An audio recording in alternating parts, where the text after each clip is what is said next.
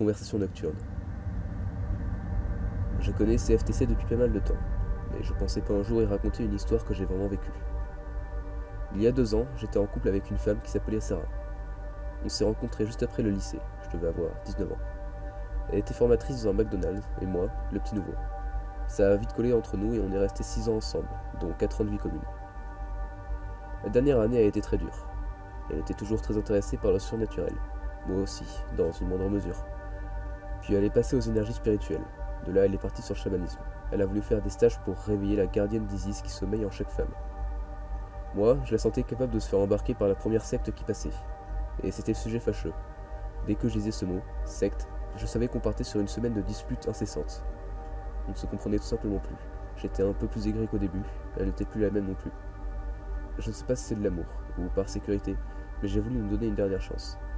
En fait, j'avais peur de l'après.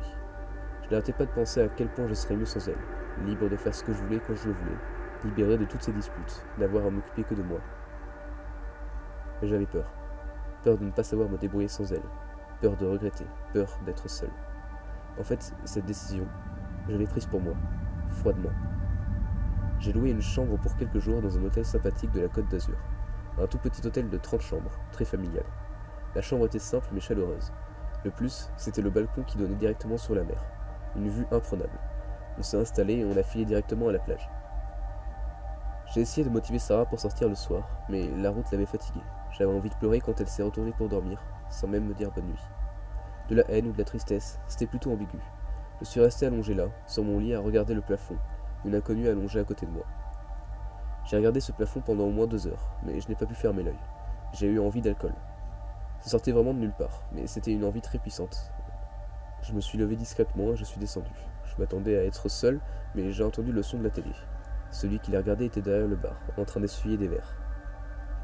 Un grand homme, cheveux gominés, teint mat. Il m'a souri et m'a demandé si je voulais un verre. Il tombait à pic. Je lui ai commandé un whisky et on a discuté. Tout le long de la conversation, je me suis dit que j'étais Jack Torrance, que j'étais dans Shining et que je parlais à un barman fantôme. L'homme a éclaté de rire quand je lui ai dit. En fait, c'était le veilleur de nuit. Il n'avait pas vraiment le droit de passer derrière le bar, mais quand il n'avait rien à faire, il aimait bien s'en servir un petit. Je lui ai raconté l'histoire de mon couple et il m'a écouté. Au fond, je savais que je le saoulais avec mes histoires, mais ça faisait du bien. Il m'a donné quelques conseils que je me suis promis d'appliquer dès le lendemain. Mais quand j'ai regardé ma montre et que j'ai vu qu'il était 6 heures du matin, que j'ai regardé ma tête dans le miroir derrière le bar, je me suis dit qu'il valait mieux que je me rafraîchisse un peu avant de remonter dans la chambre. J'ai laissé la clé de ma chambre au veilleur de nuit et je suis allé me promener un peu. Le coin était beau et j'ai pu profiter du lever de soleil sur la Méditerranée. Je suis rentré 1 heure plus tard. Sarah dormait encore. J'avais l'air à peu près frais, alors j'ai fait comme si de rien n'était et je me suis couché. Quand elle s'est réveillée ce matin-là, elle a fait quelque chose que je déteste. Là où j'avais essayé d'être discret pour ne pas la réveiller en me couchant, elle déballait la valise en faisant le plus de bruit possible, chantant sous la douche, branchant son sèche-cheveux. Elle a retourné toute sa chambre parce qu'elle ne trouvait plus sa brosse à dents, qu'elle était pourtant sûre d'avoir prise avec elle. Je l'ai détestée. La journée s'est plutôt bien passée, à ma grande surprise. On est allé visiter un musée, on a mangé un bout en terrasse et on est allé au casino le soir. Pas une seule dispute, c'était plus de ce séjour, j'aurais dû être content, mais je n'arrivais pas à me réjouir. Cette nuit-là, j'ai encore observé le plafond, mais cette fois, Sarah m'avait dit bonne nuit en m'embrassant, et j'ai fait quelque chose que je n'avais plus fait depuis longtemps. Je l'ai regardé dormir. Je faisais ça au début, quand on s'est mis à la folie. Je trouvais le moindre gémissement, le moindre mouvement qu'elle faisait en dormant, attendrissant. Ce soir-là, je n'avais pas le même regard. Je me suis surpris à penser que je ne la trouvais pas vraiment belle. En fait, elle était pleine de défauts. J'ai descendu les escaliers et je me suis dirigé vers le bar. Le veilleur de nuit était toujours là, en train de se servir une bière. Je lui ai dit que j'avais appliqué ses conseils mais que je n'en étais pas plus heureux. Il a longuement parlé et son discours m'a remis du baume au cœur. J'avais besoin d'un point de vue d'homme, quelqu'un qui allait dans mon sens et ici, ce veilleur de nuit était ce qui était pour moi le plus proche d'un ami. Je lui ai laissé ma clé et je suis allé me tremper les pieds dans l'eau, à la plage. Je suis rentré vers 5 heures du matin, j'ai récupéré ma clé et je suis monté me coucher. Sarah était déjà debout quand j'ai ouvert la porte. « T'étais où ?» J'aurais dû m'y attendre. Elle m'a hurlé que je l'avais laissée seule, qu'elle avait eu peur qu'il me soit arrivé quelque chose. J'ai retenu un gloussement de rire quand elle m'a dit qu'elle ressentait une énergie négative dans la chambre, qu'elle avait eu l'impression d'être observée cette nuit. Elle avait même soi-disant senti qu'on la touchait dans son sommeil. J'ai essayé de rationaliser, de lui faire comprendre que c'était sûrement les draps ou même le ventilateur qui lui avait donné cette impression. Quant à l'énergie négative, je lui ai dit que c'était de l'autosuggestion et que tout était dans sa tête. Et on s'est disputé, l'irrationnel contre le rationnel. J'ai été très méprisant dans mes réponses, et ça l'a beaucoup blessé, je crois.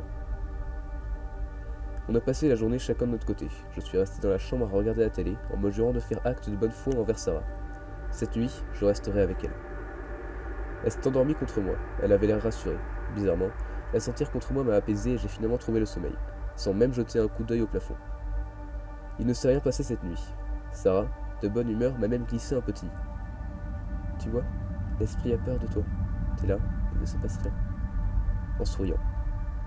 On était passé d'une énergie négative à un esprit. Dans 2 jours, elle allait me dire que Jésus prenait une douche dans notre salle de bain. La journée s'est déroulée à merveille. En fait, j'étais content d'être avec elle. Une sensation que je n'avais plus ressentie depuis longtemps. On a beaucoup mangé ce soir-là. On a même fait l'amour. C'était suffisamment rare pour que je le mentionne. J'avais juré à Sarah que je resterais dans la chambre cette nuit, même si je ne trouvais pas le sommeil. Mais après 2 heures à regarder le plafond, j'ai craqué. J'ai descendu les marches et je me suis approché du bar. Le veilleur de nuit m'a vu mais n'a pas esquissé un sourire. Je lui ai commandé un whisky et en me servant, il m'a fait la remarque suivante. T'es pas venu hier, je me suis ennuyé. Il y avait quelque chose de froid dans son regard. Puis il a éclaté de rire en me tapant sur l'épaule. Moi, je ne savais pas trop si je devais rire. Je lui ai raconté que ça allait mieux avec Sarah, que j'étais peut-être allé trop vite en besogne, que j'avais été dur avec elle. Mais malgré tout, je n'étais pas encore heureux. Elle m'aimait, c'était flagrant. Moi, c'était autre chose. Pas tout à fait de l'amour. Je crois même que j'ai dit le mot pitié ce soir-là. Je tenais à elle, mais la quitter m'aurait fait mal. Pour elle. Le veilleur m'a dit que je devais renouer avec elle, vivre avec elle quelque chose qui nous rapprocherait. Il m'a même proposé de prolonger le séjour dans l'hôtel en rigolant.